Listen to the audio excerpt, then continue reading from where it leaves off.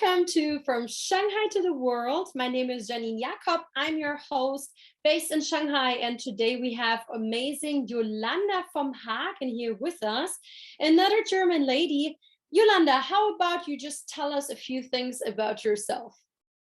Thank you, Janine. I'm really glad to be here and talking to you. Yes, my name is Yolanda Vom Hagen. I'm a photographer, an artist, and a life coach. I'm working in Shanghai since 2010 already. So it's like 12 and a half years now that I'm living here. And yeah, Shanghai is more or less my home as photographer. I started off as photographer. I'm working as an interior, industrial, and event photographer. And since 2015, my work as an artist took quite a shift from not only documenting the lifestyles of people and their environment to also starting a healing journey. Because personally, it started for me in 2015. And so I made more and more works which are around the topics of loss, of death, but also just about like who am I and who am I authentically. And so I did a lot of like art projects where I kind of gave space or created space for people to participate in these projects and also to learn a bit more about themselves, but also to have just fun. And so, yes, this is what I'm doing since 2015. And so every year I have like different themes and topics. And last year I had a wonderful topic. You also even came to my exhibition. Thank you so much. Where I implemented more and more this coaching aspect. I've started also studying in 2020. So that is where we know each other from, right? We know each other actually before, and then suddenly we ended up in the same master class, in the same class to do the ICF certification and the NLP practitioner. And so that was fun. And yeah. Thank you. Yeah, so for 5 months, we have been studying together every week, getting on each other's nerves, as well as like helping each other on improvement. It was not always easy. We have been crying together. We've done a lot together. And actually, we have been hypnosing each other's like, oh gosh. That is true. So we've been through thick and thin, as Germans would say. And I would love to talk about the exhibition from last year. So this was beyond of me knowing you as a coach. I mean, you're an outstanding photographer. Your work is so different from what I've seen from other people. And the exhibition I've experienced last year was completely different. There was like photography combined with coaching with so many different kind of aspects. And I was part of your exhibition, even like I was literally like engaged and inside your exhibition in so many ways. I have barely ever seen anything like this before. Can you tell me a bit more about it? That was actually like after getting my certificates as coach, and me like kind of diving into the question, okay, how can I actually now combine these things? It's like, what is my passion there? As a photographer, I love people. I'm super curious about people. And so when I have questions within myself, I would often really reach out to a lot of people to talk with them about it, to basically collect different people's views. And so after collecting these views, I would go into myself and see, it's like, okay, how do I want to think about it now? It's like, what is actually my idea now? And which idea do I want to create for myself? So I'm using like the work with different people to really like have a various or a big pool of different experiences towards the same topic. And sometimes it's also, I have this belief and I just want to prove if that is true or not. So I'm always in a quest of like questioning my own beliefs. And I do think that this is a very interesting thing I also want to bring into this world. Often I meet people that have had experiences, and they're putting their experiences as the thing, as the wisdom now. And so, but then as we all know, like, we do react differently to certain events. Like, not everyone is experiencing the same situation the same way, the contrary. And so instead of going out and trying to give my ideas to other people, for me, I want to collect these ideas. And I also want that people are opening up, first of all, to understand two things.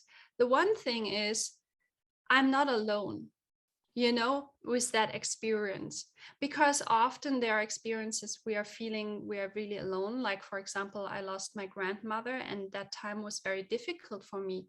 And living abroad, I was not together with my family. I couldn't do like this common grieving. I was just like all by myself. And so I experienced a lot of like deep emotions and struggles with the topic I was facing the first time, to lose like such an important person in my life. And so I created that project, which is called Life in Memory, where I started to do pictures and portraits of people who join me, and I'm guiding them into a meditation. And after I let them meditate on it's kind of a visualization meditation. We call it also with submodalities. I haven't studied NLP yet, but still I was like doing that because I'm a very visual person myself, audio-visual person myself. And so I was guiding these people, and I was looking at them while they were in deep meditation and meeting that person they love. And so I was so amazed about the beauty and this rawness and this realness of these people in front of me, how willing and trusting they were to open up. And so to move fast, they were able also to share, their stories. And so I preserve all these stories, and I have that work for exhibitions, but also I will do a book out of it. And so it also helps them to know, okay, that memory isn't lost, because often we think we are alone with our emotions or feelings and also memories, but we aren't. And so I learned a lot from that project. So last year, or let's say like 2020, we studied together the coaching. And then like in 21, I had started my first project, or let's say in the end of 2020, I started my first project together with a friend of mine. And so we kind of like, she had these ideas like, okay, we should do something for female photographers. And so I knew her for a while already, and sometimes we were talking because she's single, I'm single, it's like she's single and I'm single. And so she wants to support like women. And for me, I grew up with my father, and I was like, yes. So sometimes we had different ideas about men in general. And so I'm fairly pro man because I've grown up with the struggles of my father, especially also in regards of relationships and marriage and raising children and all the expectations society and he himself has towards him, And so my picture was like, I had that belief that women don't understand men. And so when I would face like women that were like talking and victimizing themselves towards men, I felt always quite triggered. And so I would always try to open up like this other angle towards like men, and their struggles.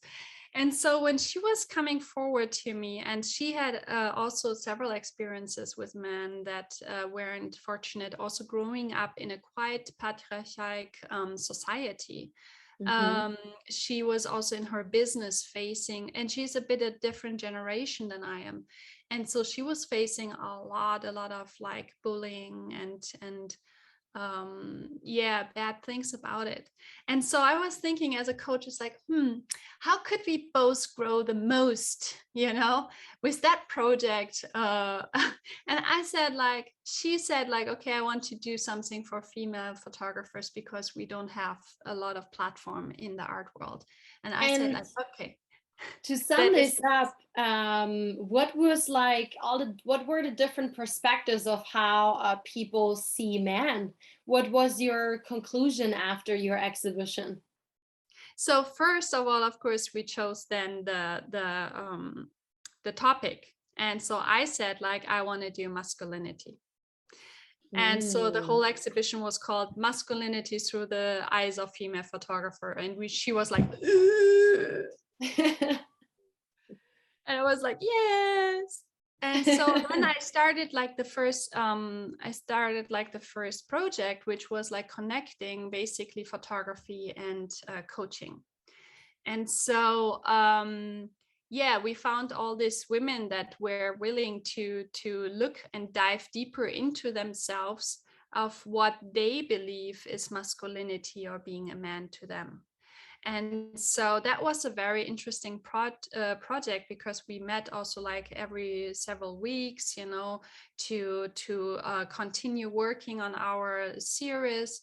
And so in the end, I was the one who did again an interactive work for that Mhm. exhibition period. And so I collected over several months. I went out and talked with people of different backgrounds and countries, of what they think a real man makes a real man. So I especially also asked for objects. What are 3 objects that are representing a real man to you? And I asked it to women and to men. I thought it's so funny because actually German women, they love men having this baby holding thingy. So that was really something like being there. The new man or the new real man of our days, is basically the one who is like carrying the baby, taking care of the family and being Yes, much more involved. I And so remember I that. thought that was very interesting. Yeah. I And had a so, lot of fun with this as well, the picture taking and choosing these 3 objects that belong to a real man. We could definitely see a lot of stereotypes here. Let's focus on another topic, because what I find very impressive about you is, first of all, the work and how you combine all these different aspects from your life. And earlier you mentioned things like questioning your own beliefs, self-awareness, and also, I want to talk about your intuition, because I'm always so surprised you have an amazing, like, well developed intuition, and help a lot of other people. Like, on Friday, I was actually talking to a GM of a German hotel here in Shanghai, and she also said a lot, Janine, listen more to your intuition. So, like, where does your good intuition come from? Because I think it's definitely one of your strengths. Can you develop that, or? I'm not so sure. Like, I do think through my childhood, I had a lot of struggles, and I was alone a lot, or feeling Mm, alone a lot. And I do think that besides the fact that I'm a hypersensitive person, like a person whose like senses are all super heightened, and therefore also much more sensible to a lot of things, um, I do think it also got heightened through these struggling times, the challenging times, mhm, and calling in, like being open for something helping me, or being of need that something is helping me. And mm, so while there was not too much in the physical world, maybe that was answering this help, a cry for help in a way, you know, I do think that there was just another world that was kind of like connecting. mhm, Um, And I think that is intuition as well. Mm. But that is also like something which has to do with sensing, with sensing like energies and sensing like things that might be not in the physical world. And Mm. so when you do that naturally from small on, maybe then there is this little voice that inside and I cannot hear it all the time, or let's say I try to ignore it as well, like as every as we all do. I guess we have like this notions of there is some message, but we don't want to Yeah. listen to it because our mind is saying like, no, uh, I'm afraid of it, because it means like maybe decision, it means maybe uncertainty, Mm. to listen to it. And yeah, so I'm also resting in some kind of comfort zones, sometimes, but Mm. deep in me I know it's just like the matter of how much do I let it, like be louder, how much Mm-hmm. do I accept that. Which brings me to another question. What do you think is your life purpose? Do you know your life purpose? Because I always feel like you do a lot out of intuition because you're hypersensitive, and I feel like you know a lot. So yeah, what exactly would be your life purpose? That's actually a very interesting question, I would say. It's like, because I think like a lot of people misunderstand like the difference between the purpose, and they confuse it with a service we can offer to others. Okay. It's like a lot of people, they it's like, okay, so what is my purpose? My purpose is like I do this and this and this. And I do think like purpose is more like life itself. Like a life purpose is just like experiencing life. Mm. And so while for some people it might be much more clear what I bring for service to this society or community, um, they are, of course, they are hopefully connected, right? Mm. Hopefully like more and more people, the service they're bringing to this world, is connected to how they want to experience life, and how yes. But what I want to say is like, as you said, like I'm an artist, and so when I went into the coaching realm, I was like, always everybody is asking, like, what's your purpose? What is your purpose? What's your Oh, proposition to this world? And I was like, I don't want to fix myself. It's too small. No, I'm an empowerment art coach. Okay, I can live with that, but I'm this coach and this coach, or I'm that and this, and yeah. so for me, it was all too small. And also I'm not a person who is like doing plan, like 5 years Mm. plan or this kind of plan, and I'm like going towards that goal, because in the moment I have a certain goal, I feel already like pressured, like I feel I need to commit to that goal, and that is like already like narrowing me down.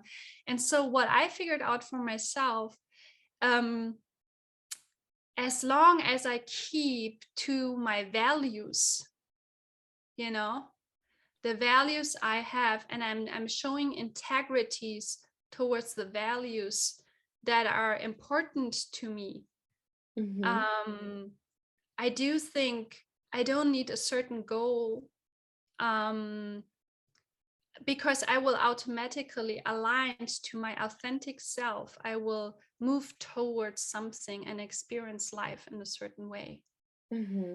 um of course, I'm also sometimes struggling with it, because it also means, okay, I don't have very certainty, and I also don't have a list I can like click. Oh, I achieved Yeah. this, I achieved this.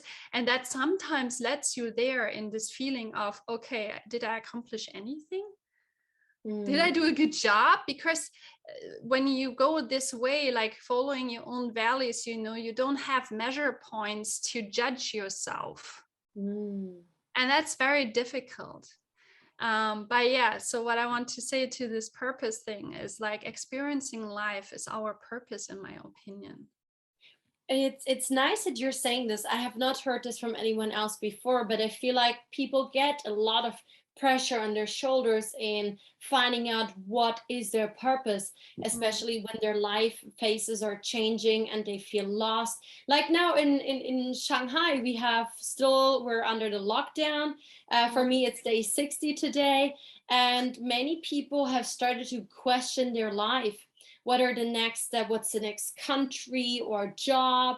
Where do mm, they see themselves and their families? They started to question themselves. Many people started to feel lost because of the crisis. Now, you have been living in China for such a long time. mm. How has lockdown been for you? Do you have any interesting realizations? What are your key experiences? Is there something you want to share with us here? I do think like lockdown gave me opportunities to really face like several of my fears.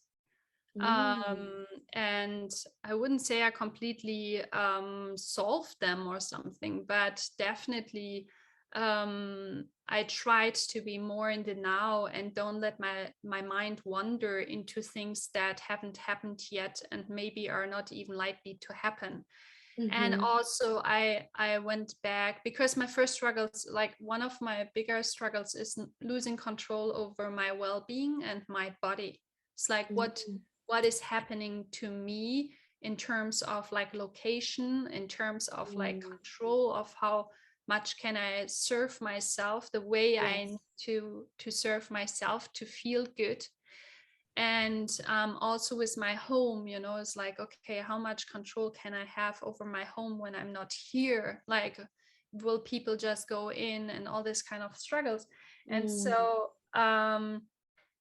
and I was facing also a lot of like challenges with all the news in the first 2 weeks of the lockdown. You mm, know, it's like I really at mm, one point I needed to make a halt on watching it too much, and I was doing then other things, you know. So what I learned is like to try to keep out of this spiral of thoughts that would lead me into depression, about like, yeah, and fears, you know, yeah. because in the end I actually know that when whatever will happen, I will be resourceful enough to make the best out of it, you know. Mm. And That's I a nice attitude. yes, and that came after a while that I said like, okay, come on, I have survived other things, you know. It's like I'm totally confident that I can make it, you know. Style.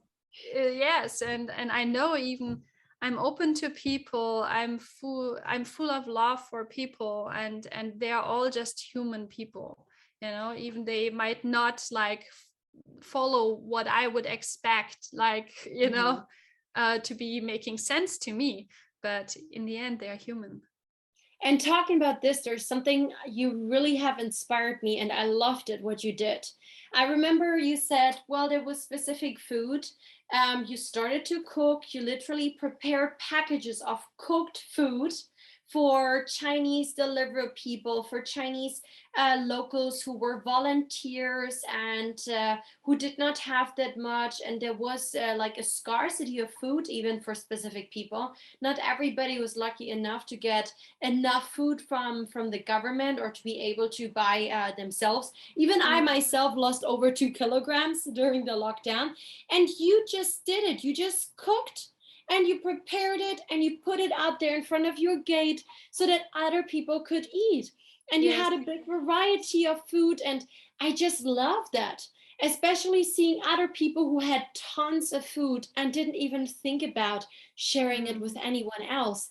And I wish I would have had the chance to do something like this, but at that time yeah. I was not even able to go out of my apartment. But thank you for doing this, Yolanda. Thank you for making an impact. Even if it's on a small scale, I always believe in the butterfly effect. So I Yes, love that.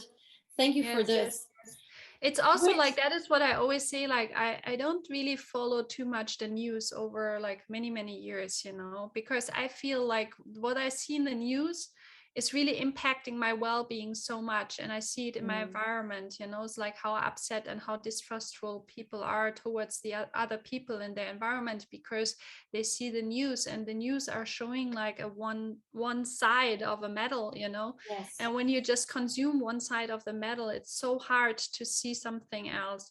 And so I decided I don't want it to influence me, and I just care about the people I'm around with, you know. And when I do this, and when everybody would just care about this little amount of people around them, you know, this world would be a better place, I think.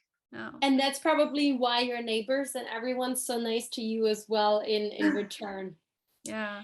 I would like to ask you one very, very important question. So in From Shanghai to the World, we really want to talk about topics. We want to show like vulnerability, and want to talk about like taboo topics, or topics that nobody really has the courage to talk about. So what would be one of those topics that you think we really should take the courage and should openly, honestly talk about this? I'm not so sure if that the topic I thought of is like so big, you know, but I do feel it would have a really big and good impact. And this is, I think, what we should talk about much more is the responsibility we have to heal ourselves from what we think is limiting us and holding us back in being Interesting. Tell us in the more about present, it. in the present, you know. And because the past doesn't exist anymore outside of our mind, outside of our memories, right? So I would like to emphasize that it is up to us to heal it only. Nobody else can go back and give us what we needed back then, you know, when we were in struggles. A person might apologize to you for their mistakes, if such thing is even existing, when you believe that there are existing mistakes. And I already start there, believing that there are no mistakes, but I can come back later to it to explain what I mean with that.